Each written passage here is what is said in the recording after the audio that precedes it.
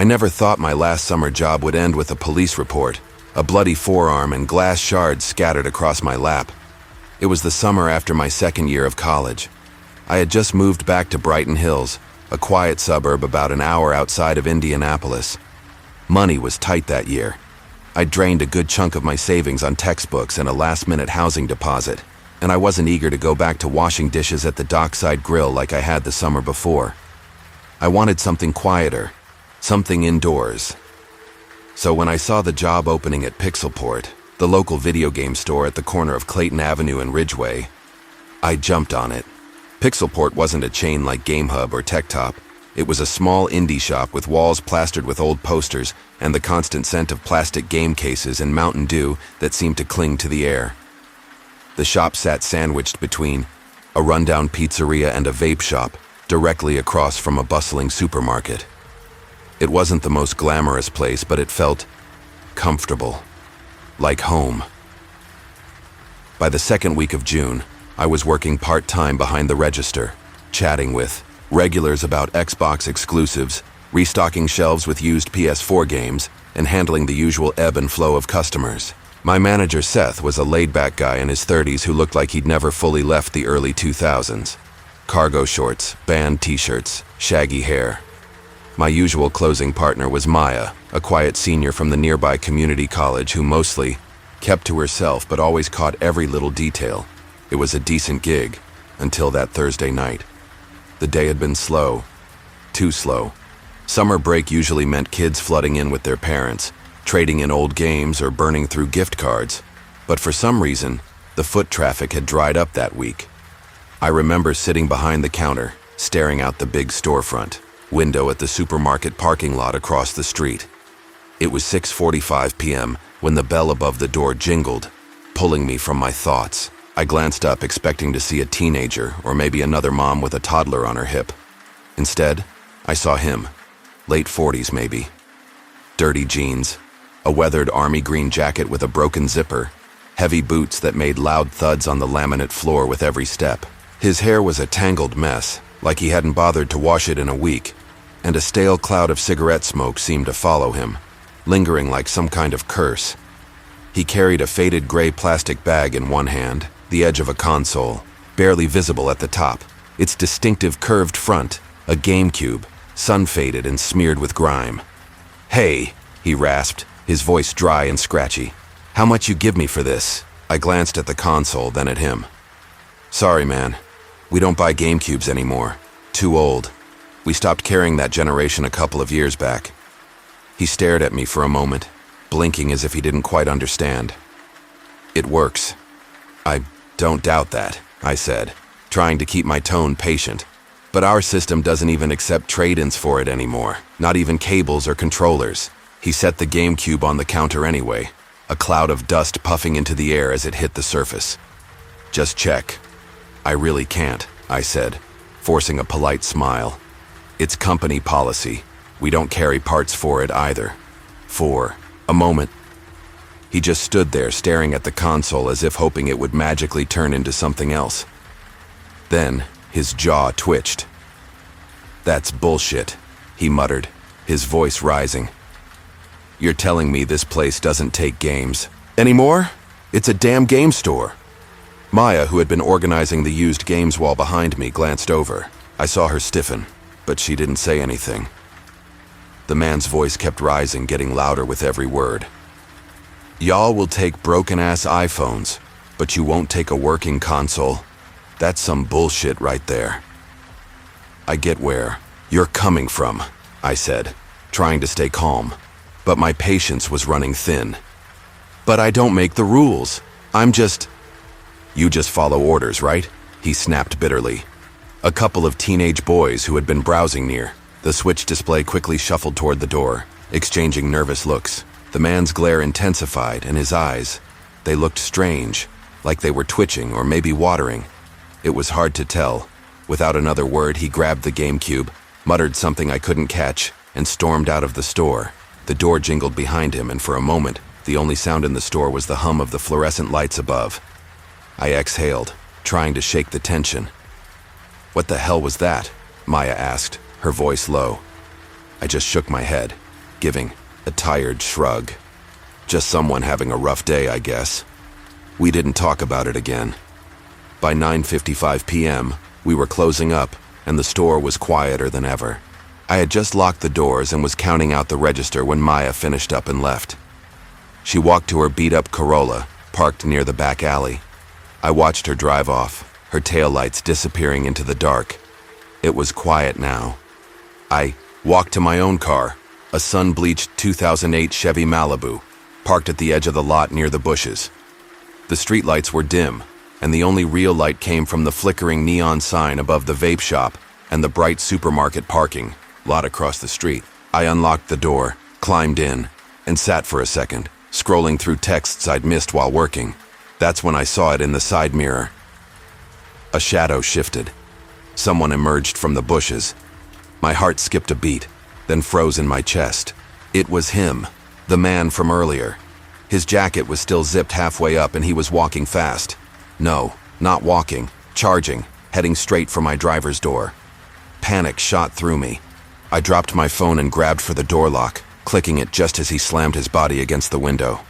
Before I could even register what was happening, his fist slammed into the glass. The impact was so hard, the window spiderwebbed immediately. I froze for a split second, and then the glass exploded inward. Shards rained down on me, cutting through my sleeves, stinging my cheek. A jagged chunk of concrete, a rock, no, a brick, was in his hand. He raised it again and I barely had time to react. My hands fumbled for the gear shift, my heart pounding, so hard it felt like it might rip out of my chest. Crack. The sound was deafening. I didn't even think. My foot slammed onto the gas and the car jerked forward with a screech, gravel flying behind me. I didn't check if I hit anything. I just drove. Fast. Recklessly. My arm was bleeding, my cheek burned. I didn't know where I was going, just that I had to get away. I ran 2 red lights, my vision blurry from the adrenaline and the pain. Finally, I pulled into the driveway of my parents' house and killed the engine. I couldn't breathe, couldn't speak. I was shaking. My mom opened the door before I even had the chance to knock. She froze when she saw me, blood all over my arms, my face pale, trembling. My dad was already on the phone with the police. I couldn't stop crying, and I couldn't stop shaking. The next morning, they found him. The police said he'd been hiding out in the alley behind the strip mall, sleeping in the dumpster enclosure behind the pizzeria. He didn't resist when they took him. In fact, he was calm, almost smiling when they cuffed him. Turns out he'd been banned from the supermarket a year before after threatening an employee with a screwdriver. He had a history of outbursts, mostly minor, but they'd been escalating. My window wasn't his. First act of violence. The store covered half the repairs. Insurance took care of the rest. But I never went back to work. I called Seth that weekend and told him I was done. He didn't argue. He just said, "Take care of yourself, man." I never really stopped thinking about that night, the way he had waited, the way he had watched. That wasn't about a GameCube. It wasn't about money. That man had something twisted in him, and I had been the unlucky target. So yeah, I got lucky. But I also learned something important. Even in quiet towns behind the glow of video game screens and plastic displays, you never really know who's watching or what they'll do if you say the wrong thing, especially when they're already broken.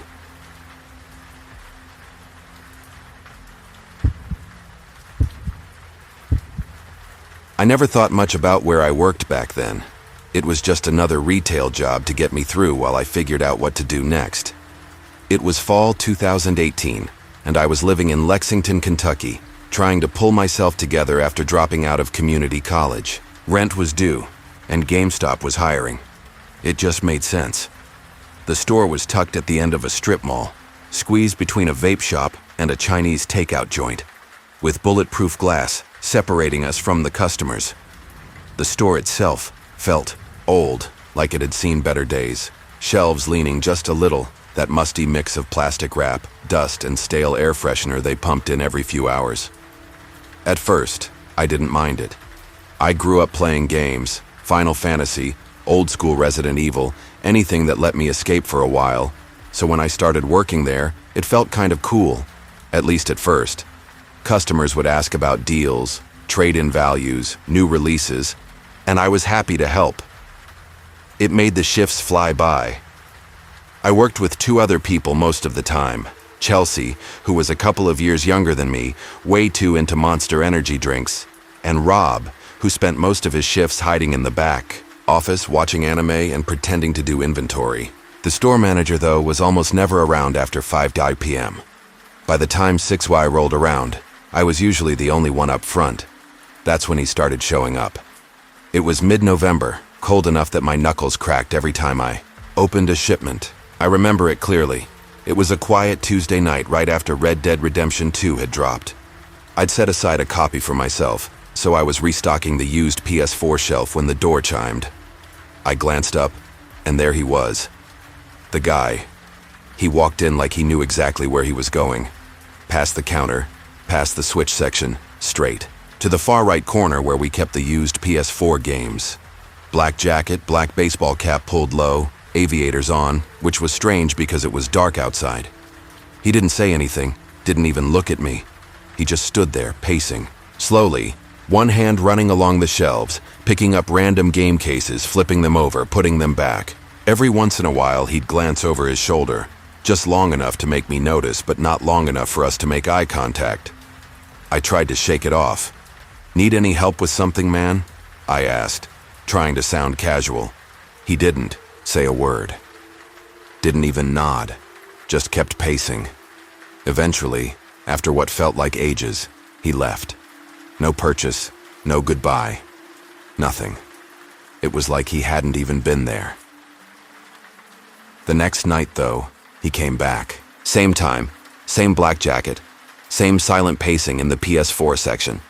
It became a pattern. I'd glance up at the clock. 8:12 p.m. The chime would go off, and there he was, every single night. He never bought anything, never spoke, just stood, in that same aisle, pacing like he was waiting for something, or someone. By the fourth night, I started getting this uneasy feeling in my gut. Not just awkward or antisocial, something wasn't right. I brought it up to Chelsea when we were switching shifts. "You ever notice that guy in the black jacket?" I asked. "The one with the sunglasses?" She paused by the door, already halfway out. "Yeah, he's creepy, just stands there, huh?" "Yeah, I don't know. He gives me a weird vibe." "You ever see him outside the store?" she asked, looking over her shoulder. I shook my head. "Nope, never." She shrugged, but there was a concerned look in her eyes. "If he keeps coming in, I'm bringing pepper spray. You be careful, Jay." The name's Jaden Carter, by the way. Everyone calls me Jay. I was 24 back then, living alone in a small apartment off East Main. It was a nothing special second floor unit with thin walls and a stove that sparked when you tried to light it. But it was mine, and at the time that was enough. I didn't think much about it at first, but after about a week of seeing that guy every night, he just stopped showing up. One night he was there, pacing, glancing at me from behind those damn sunglasses, and the next night, nothing. No sign of him. No chime at 8:12 p.m. I thought maybe he'd found another store to haunt, or maybe he was just mentally unwell. Either way, I was relieved. That relief didn't last long. It was the Monday, before Thanksgiving, one of those nights when the cold seems to seep through your jacket no matter how many layers you wear. I closed the store like usual, shut the gates, locked the back, did the final cash count. Everything was normal. No sign of the guy, no weird vibes. I didn't think much of it. But when I got to my car, something caught my eye. There, tucked between the window and the door handle, was a white paper envelope. No writing, no label, just an envelope. I figured it was probably some promotional junk from the vape shop next door or something, maybe some flyer. But when I opened it, my heart stopped. Inside was a thin plastic DVD sleeve with a plain silver disc. No title, no markings. I just stood there, holding it for a second. I almost threw it away, just walked away, put it out of my mind. but something about it made me pause. My curiosity got the better of me. When I got home, I tossed the envelope aside and popped the disc into my computer. My computer wasn't much. This Frankenstein of a machine I'd pieced together from used parts, barely held together, but it worked well, enough for playing Overwatch and scrolling through Reddit. I put the disc in and the screen went black for a second. Then a grainy video started to play. The first thing I heard was audio, a man's voice, distorted like he was mumbling, or maybe it was scrambled on purpose. I couldn't make out the words.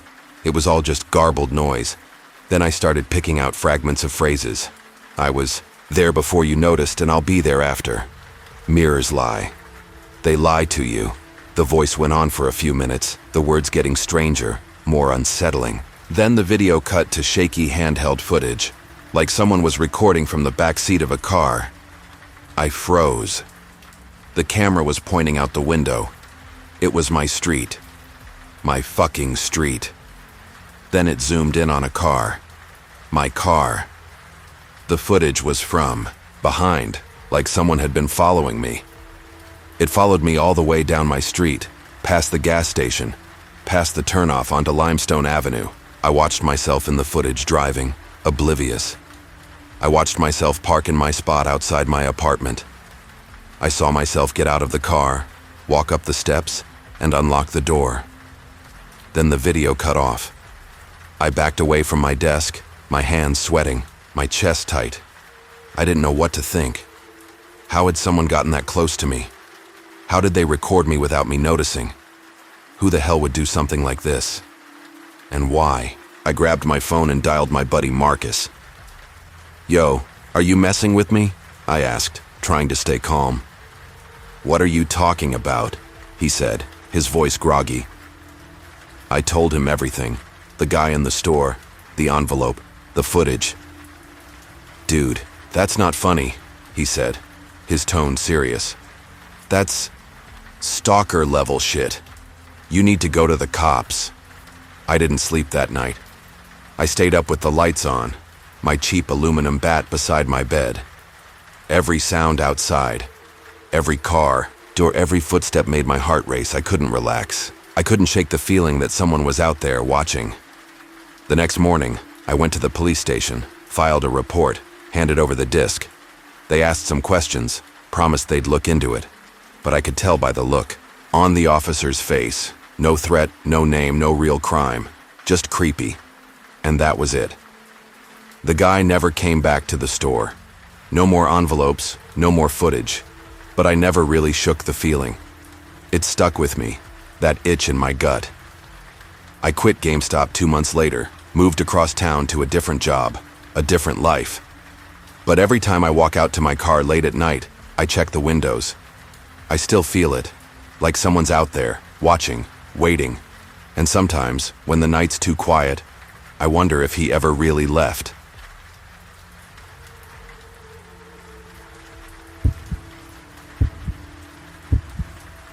I didn't think much of it when I first got hired at Sam's Club. It was just a job, a way to keep the rent paid, the fridge half full, and my anxiety hovering somewhere just short of unbearable. After dropping out of college 2 years ago, life had unraveled into a series of night shifts, burnt coffee, and roommates who disappeared without paying their half of the bills. It was Illa, my best friend, roommate, and the closest thing I had to family in this city, who suggested I apply. "Come on, girl," she said, waving a slice of greasy gas station pizza in the air one night as we hunched over the tiny apartment kitchen counter. "You just stock shelves, listen to your own music, no customers breathing down your neck. It's chill." Honestly, I didn't need much convincing. I was 22, living in a city I barely liked, clinging to the remains of my sanity and desperate for something, anything that resembled a routine. A week later, I was standing in the back receiving area, stiff in my new navy blue vest, getting my first rundown from Brian, the general merchandise supervisor.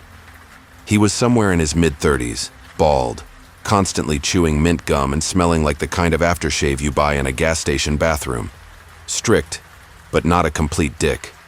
"Keep your head down. Keep the shelves neat. Don't wander off, and for God's sake, don't flirt with the damn customers," he rattled off. ticking the rules off with a thick finger. I laughed a little at that last one. No promises, I joked. The truth was, I wasn't looking for any kind of attention. I was still patching myself together after a brutal breakup, the kind that gnaws through your self-worth like rats through a bag of rice. This job, the cold aisles, the repetitive beep of the scanners, the endless ocean of bulk toilet paper and oversized cereal boxes, it became my weird little safe zone. I learned where every item lived, which freezer door jammed if you slammed it too hard, even which security guard pretended not to see hot dogs tucked under puffer jackets. It was steady, predictable, safe. Until he showed up. It was a Thursday. Cold outside. One of those colorless Texas afternoons where the sky looks like someone stretched wet newspaper across the world. I was restocking a shelf of multi-pack cereal boxes in aisle 14, head down, earbuds tucked in under my hoodie, half listening to some indie playlist when I felt it. Footsteps behind me. Slow. Lingering. Not just passing by, but hovering, like they were waiting for the right moment to speak. I didn't turn around. Not immediately. You look like you belong in a magazine, you know that? The voice was smooth. Male. Mid-20s, maybe. I straightened up, spine stiffening, and turned. He was leaning against the shelf like he owned it. Tall, maybe 6'1", with dark skin, a clean-shaven face, and a neat fade that looked fresh. His sneakers were the kind that cost more than my car payment, his hoodie draping over him like it was made for him specifically. Confidence practically dripped off him. I gave him the most professional nod I could muster. Need help finding something? He smiled. Slow. Easy. Like we were already in the middle of some private joke. Yeah. You. I forced a tight smirk, already turning back to my work. We're fresh out of that today. I thought, hoped, he'd take the hint, but he didn't move. I'm serious. You got that vibe. You model or something? I rolled my eyes, turning just enough so he wouldn't catch it. Nah, just work here. Well, I know people in modeling, real people, agency in Atlanta. Could hook you up. Thanks. I cut in, sharper than I intended. But I'm good. He raised his hands in mock surrender. Damn, just trying. To give you an opportunity. No need to be rude. I didn't say anything else. Just slid further down the aisle, busying myself with the handheld scanner, pretending to be deeply invested in barcodes. After what felt like forever, I heard his footsteps finally move away, toward the front of the store. Curiosity got the better of me. I peeked around the edge of the shelf, just in time to see him chatting up Illa at one of the registers. My stomach sank. Illa wasn't like me. She was bold, funny, magnetic, the type of girl who flirted for sport and walked away without a scratch. Still, something about the way he leaned in close to her made my skin crawl. Later, after our shift, we stood outside under the flickering parking lot lights, sipping on cold, bitter energy drinks. The wind cut through my hoodie, but neither of us seemed in a hurry to leave. I nudged her with my elbow. Hey, that guy who talked to me today, the one with the whole modeling spiel, he came up to you too? Ila laughed, popping the tab on a second drink. Oh, him? She said, flashing me a mischievous grin. Yeah, he's cute, but I don't know. Gives off that weird vibe, you know. I shivered, but it wasn't just the cold. Yeah, said I had runway potential or whatever that's supposed to mean, Ila said, tossing her hair back like it was no big deal. I frowned, the pit in my stomach tightening. You didn't give him your number, did you? I shrugged, casual, almost careless. I don't know. He seemed chill. Maybe it's legit. Ila, come on, I said, voice low, urgent. You don't even know him. Dude, say anything to get close and you've heard the stories. She looked at me for a long second, then took a slow sip of her energy drink, eyes steady. Relax, Cammy. I'm not stupid. I'm just talking, that's all.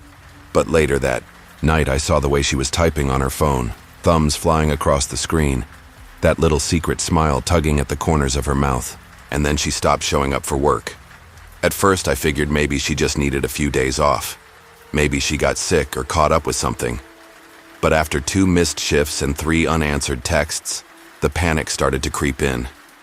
I finally called her mom. She said she was spending the weekend with a friend, her mom told me, voice trembling over the line. But she didn't say where, and now she's not answering me either. 3 more days dragged by. I barely slept. Every time my phone buzzed, my heart seized up, convinced it would be bad news. Then finally a call. Restricted number. I answered so fast I almost dropped the phone. Hello? Ela? It was her. Her voice was barely a whisper, weak and broken. Cammy, I'm okay. But I'm at the hospital. My chest tightened. What happened? Where? Are you? I can't talk about it here, but I shouldn't have met that guy. The line clicked dead before I could get another word out. I visited her the next day. She looked wrecked. Bruises bloomed across her cheekbones, yellow and purple like sick fireworks. Finger-shaped marks darkened her arms. She wouldn't meet my eyes, just stared down at her hands twisted in the blanket. She didn't spill everything, but what she did say was enough to freeze the blood in my veins. He invited me to this get-together, she said hoarsely. Said there'd be scouts there. Like a casual thing. Chill vibe. Nothing big. She agreed to meet him in person. Old apartment complex way out on the edge of town. The kind where the siding peels off the walls and the parking lot lights buzz and flicker. He said it'd be just us, she whispered. But it wasn't. When she got there, 3 men were waiting. 2 huge guys she didn't recognize, and an older man in a rumpled suit setting up a camera. She swallowed hard, tears clinging to her lashes. They drugged my drink. She paused, breathing like it hurt. I blacked out. When I woke up, I was in pain. My phone was gone. My wallet. Everything. I felt my stomach twist so hard I thought I might throw up right there. Did you call the cops? I asked, barely able to get the words out. She nodded, stiffly. Yeah, hospital staff called too. They said I was lucky. That night, I lay awake in my bed, staring at the ceiling, feeling like the walls were closing in on me, thinking about how easily, so easily, it could have been me. The guy never came back to Sam's Club after that. At least, not that I ever saw. But sometimes when I'm stocking shelves way in the back, near the cleaning products where the security cameras don't reach, I swear I feel it. Someone standing behind me, just a little too close. Watching. Ela quit. Packed up and moved in with her aunt across the state. She doesn't go out anymore. She deleted all her social media. She's trying to disappear. I stayed. I had to. I needed the money. But I changed. I don't talk to strangers anymore. I keep my head down. I don't wear makeup. I move fast and stick close to the people I trust. Because that store, it's not just bulk cereal and discount electronics. It's the place where I learned that horror doesn't always come wearing a mask. Sometimes it smiles at you. Sometimes it promises you a dream.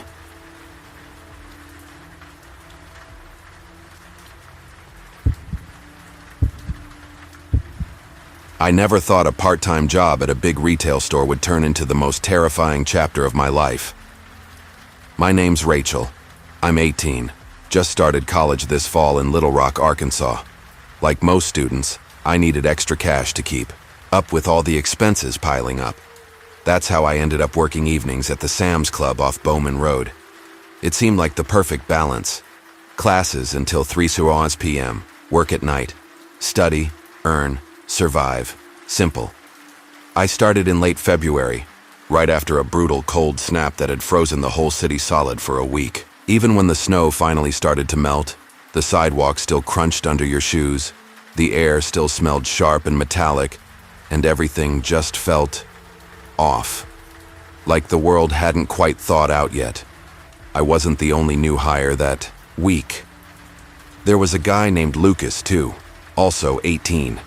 A little taller than me, with thick glasses perched on his nose and a messy mop of brown hair that almost covered his ears. He had this scruffy mustache that looked like it hadn't fully committed yet. Honestly, I probably wouldn't have paid him much attention if we hadn't been stuck together on the same evening shifts, Wednesday, Thursday, and Friday.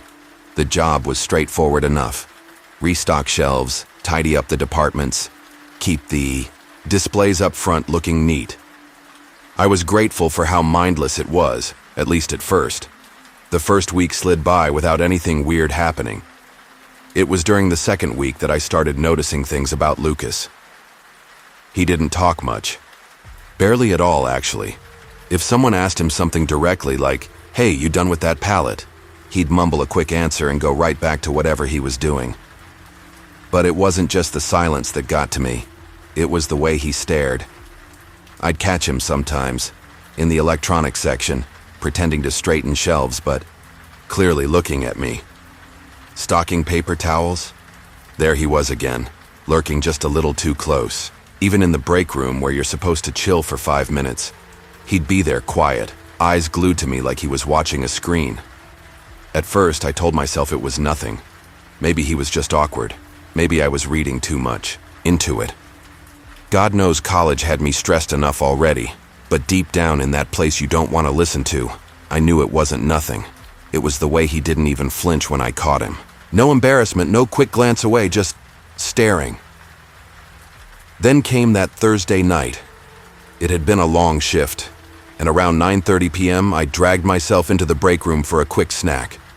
The place was dead, just the low hum of the vending, machines, and the rattle of the air vent overhead. I went to grab my backpack off the hook and accidentally knocked Lucas's bag onto the floor. "Shit," I muttered, bending down to pick it up. That's when I saw the zipper was half open and something black was poking out. Curiosity flickered. I glanced around, still empty, and tugged it out just a little. It was a camera. I hesitated, heart starting to pound, but I couldn't stop myself. I pressed the playback button. The screen lit up, and there it was. Me, sitting at the break room table, sipping coffee from a styrofoam cup, completely unaware. I stared at the image, ice flooding my veins. I tapped again, another photo. Me, bent over the freezer aisle, scanning inventory. Another. Me, walking toward the entrance at the start of my shift. Another. Waiting alone at the bus stop across the street, head down, checking my phone. These weren't casual workplace photos. They were the kind of shots you see on a true crime documentary, the kind that make your skin crawl. I snapped out of it when I heard voices coming down the hallway. Panic gripped me. I fumbled the camera back into his bag, shoved it onto the hook like nothing had happened, and practically sprinted back to my post. But I couldn't focus. My hands were trembling as I restocked shelves. Every beep of a scanner, every creak of a shopping cart set me on edge. It felt like someone had turned up the volume on the world, and every sound was a warning. At around 10 p.m., I was folding towels in the home goods section when I looked up, and there he was. Lucas, standing at the end of the aisle, just standing there, watching me, not blinking, not pretending to work, not doing anything except staring straight through me. For the first time since I started, I felt real, gut-level fear. When my shift finally ended, I grabbed my stuff and speed-walked to the bus stop, adrenaline buzzing under my skin.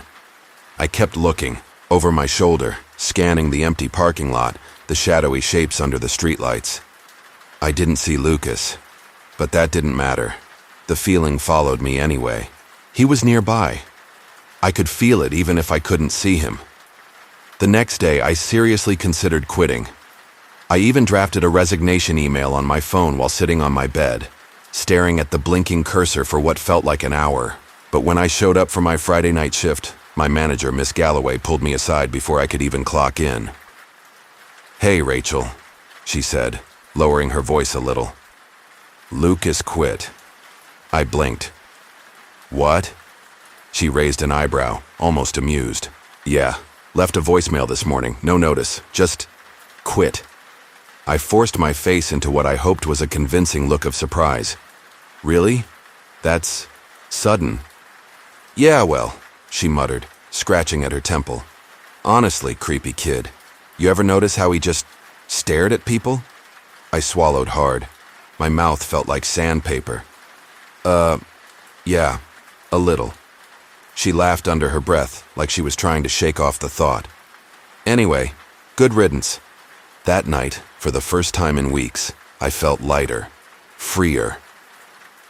I moved through the store without that heavy gaze burning into the back of my neck. I actually whistled to myself while folding towels, humming dumb songs that got stuck in my head. When the shift ended, I even treated myself to a candy bar from the vending machine, a small celebration. At the bus stop, I bundled deeper into my coat, the night air cutting sharp against my cheeks. I reached into my pocket for my earbuds, but my fingers brushed something else instead. Paper. I frowned and pulled it out. 3 photographs. The first one hit me like a slap. Me, holding Lucas's camera in the break room, caught mid-motion, eyes wide, mouth slightly open in shock. The second, the sidewalk outside my dorm, taken from a distance. Me again, walking toward the front door, backpack slung over one shoulder, completely unaware. The third was worse. It showed me fumbling with my keys at the dorm entrance, my head turned slightly, as if I'd just heard something behind me. But the photo was torn, ripped brutally down the middle, my face missing entirely. My stomach lurched. I spun around, scanning the street. Empty. Dead quiet. A streetlight buzzed somewhere overhead, flickering weakly against the dark. My dorm was only 2 blocks away, but standing there, photos trembling in my hand, those 2 blocks stretched out like a lifetime. I ran. I didn't stop until I was inside, door locked, every chain and deadbolt fastened tight. I pressed my back to the wall, heart thundering in, my chest, and slid to the floor. I didn't sleep that night. I couldn't. The next day, I marched into the campus security office, photos clenched so tight in my hand they were crumpled by the time I got there. I filed a report with them and the police. They took the photos, asked 100 questions, nodded a lot, promised to look into it. But there wasn't much they could do. Lucas was gone. No calls, no texts. HR said he hadn't even lived in the area that long, just rented a tiny room behind a gas station off the highway. By the time anyone checked, the room was empty, the mattress stripped bare. Weeks dragged by. I kept working at Sam's Club because, honestly, I didn't have a choice. But something in me had changed. I wasn't the same girl who clocked in smiling back in February. I checked every coat pocket twice before putting my jacket on. I scanned every aisle before turning into it. I kept my curtains closed at all times, even in daylight. I changed my bus route. I bought a new phone. I learned to walk like someone who was always ready to run. I tried to act normal, but normal felt like something I'd misplaced and couldn't get back. Then in late April, a new overnight stalker joined the team. I barely glanced up when I walked into the break room that night, too tired to care, until I saw him. Sitting in the corner, head bowed over his phone, dark hair, glasses, silent. For a second, the world tilted. I swear I stopped breathing. It wasn't Lucas, but it could have been, and maybe someday, it will be. Because people like that, they don't just disappear. They watch, they wait, and sometimes they come back.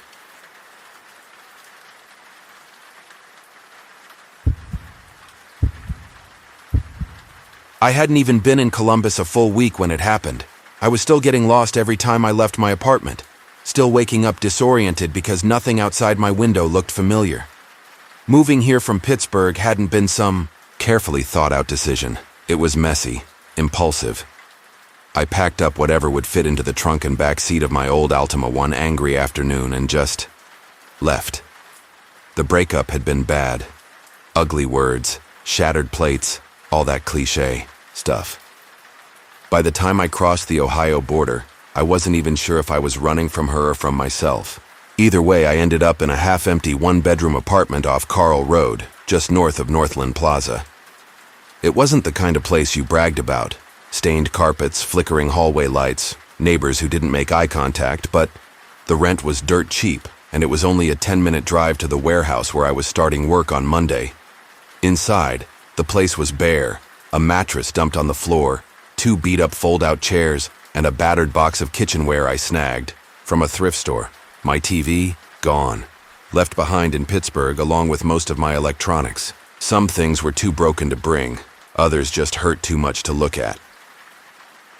That Friday night, I decided to hit up the local Sam's Club.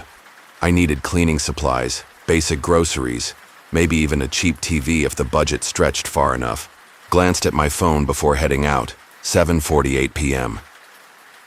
By the time I pulled into the Sam's Club parking lot, the sky had darkened into that deep blue-gray, right on the edge of true night. The world looked bleached, faded, like an old Polaroid left out in the sun too long. Half the lot was empty, and some of the overhead lamps buzzed and flickered weakly. I didn't think much of it. Just a quiet Friday night. I parked a few spaces from the entrance and grabbed a cart. As I approached the doors, I noticed him. He was leaning against the brick wall where it met the glass entrance, 1 foot pressed flat against the wall, trying too hard to look casual and pulling it off badly. He was tall, unnervingly tall, and rail-thin, like he hadn't had a solid meal in months. His wiry arms jutted out sharply under a filthy black tank top stained with God knows what. Tight black jeans hung awkwardly off his bony hips, and a grimy New York Giants cap sat crooked on his head like it might slip off any second. His skin had a waxy, pale cast under the parking lot lights. But it was his eyes that got me. Red, swollen, restless. They weren't just scanning the crowd like some bored loiterer. They were searching. Desperate. For what? I didn't want to know. We locked eyes for barely a second. But it was enough. He straightened up slightly, like he'd been waiting for me. A cold knot formed in my stomach, but I forced myself to keep walking.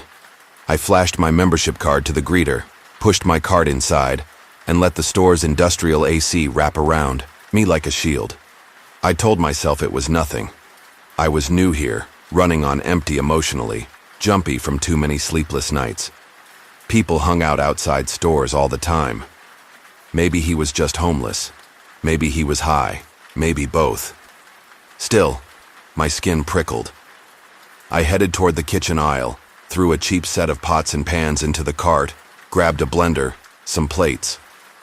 I was reaching for a bottle of all-purpose cleaner when I felt it, that unmistakable tingle at the back of my neck. Like static, like someone was watching me. I turned my head slowly, trying to be casual. 2 aisles over, there he was.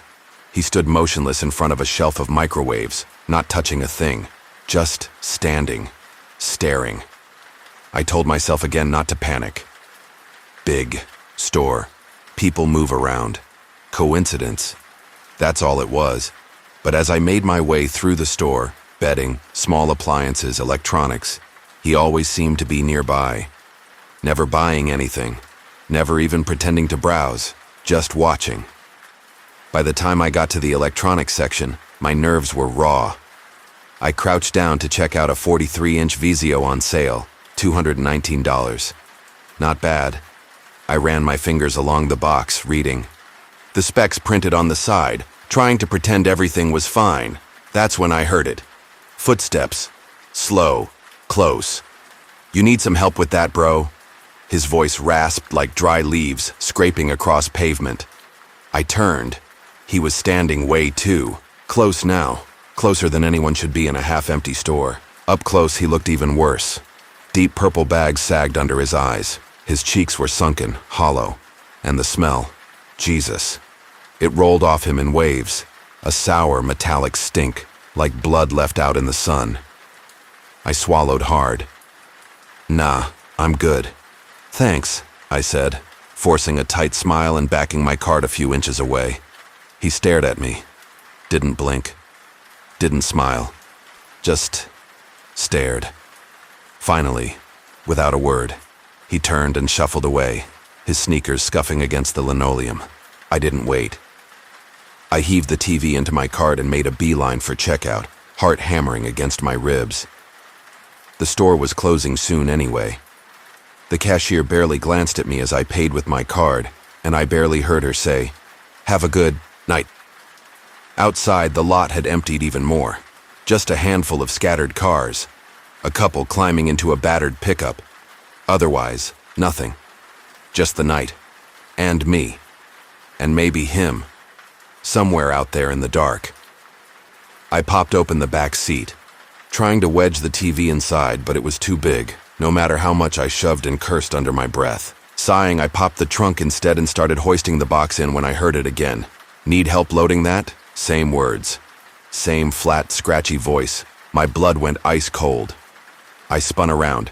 He was standing there, maybe 6 feet away, right in the middle of the parking lot lights. That same slack-jawed expression, those same restless, bloodshot eyes fixed on me. "No, man," I said, forcing my voice to stay steady. "I'm good, seriously." He didn't move, just stared. His arms hung too loosely at his sides, fingers twitching like he couldn't decide what to do with them. I shoved the TV the rest of the way into the trunk, slammed it shut hard enough to make the car shudder, and practically jogged the cart over to the return rack. I glanced back once. Gone. Just like that. Like he'd melted into the night. I hurried back to the car, slid in, and hit the lock button with a loud thunk. I sat there for a second, hands shaking, trying to laugh it off. Just some tweaker, I told myself. Harmless. It's fine. I started the car and pulled out of the lot, taking the route back to my apartment. Carl rode to Morse, simple and direct. My heart was still pounding, but the familiar street names calmed me a little. For about 5 minutes, I was cruising past a closed-down diner when habit made me glance up at my rearview mirror, and my whole body locked up. He was in the back seat. Wedged, in like some nightmare, his red-rimmed eyes locked onto mine through the mirror. His mouth was slightly open, breathing heavy, hungry. Before I could even scream, his hand lunged forward, cold, damp, clammy, clamping down over my mouth. I jerked the wheel instinctively, the car swerving up onto the curb. We smashed into a parked sedan outside an old auto parts store with a sickening crunch. The impact slammed me forward. My head cracked against the steering wheel, hard, and the world exploded into blinding white. When I came to, the door was hanging open. Vision swam, but I could see my wallet was gone. My keys too. Even the loose change from the cup holder had been scooped out. Only my phone was left, buzzing weakly in my lap. A woman walking her dog had seen the crash and called 911. I barely remember her talking to the dispatcher, my voice slurred and confused. The EMTs showed up fast, patched up the minor cuts on E. My forehead checked my shoulder, a bad sprain but not broken, and asked me 1,000 questions I could barely answer.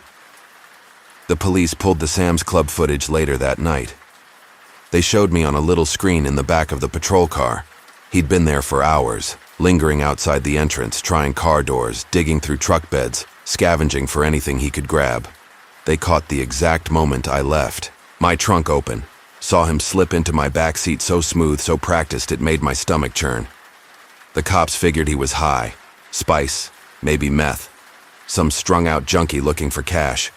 Nothing more. But I don't buy that. He wasn't just looking for a quick score. He wasn't just some desperate tweaker. He waited for me. He picked me. Now every single time I get in my car, even if I'm just running down the street for a gallon of milk, I triple-check the back seat. Every damn time. And I haven't set foot in that Sam's Club since.